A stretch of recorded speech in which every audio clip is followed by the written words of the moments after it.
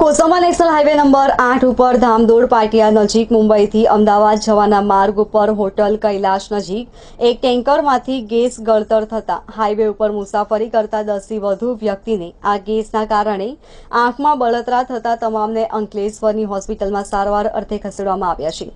ત્યારે ચાલક ટેન્કર લઈ ભાગી છૂટ્યો છે। ગત રાત્રિના 8 વાગ્યાના સમયે કોસંબાના ધામદોડ ગામ નજીક નેશનલ હાઈવે નંબર 8 પર મુંબઈથી અમદાવાદ જવાના માર્ગ ઉપર એક ટેન્કરમાંથી ગેસ ગળતરની ઘટના બની હતી।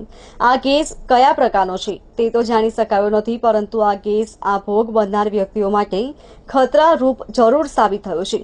આ ટેન્કરમાંથી ગેસ ગળતર થતા આજુબાજુના વિસ્તારમાં રહેતા લોકોની આંખમાં બળતરાની ફરિયાદ ઉઠી છે, જેના પગલે 10 થી વધુ અસરગ્રસ્તોને અંકલેશ્વરના ખારોડ ખાતે પ્રાથમિક સારવાર માટે દાખલ કરવામાં આવ્યા છે।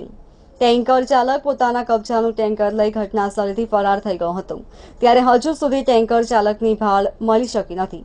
બનાવની જાણ થતાં જ કોસંબા પોલીસ ઘટના સ્થળે પહોંચી ગઈ હતી। કોસંબા પોલીસ ઉપરાંત અંકલેશ્વર પોલીસ પર મદદ લેવામાં આવી હતી। કોસંબા પોલીસે હાલ તો જાણવા જોગ નોંધ લઈ વધુ તપાસ હાથ ધરી છે।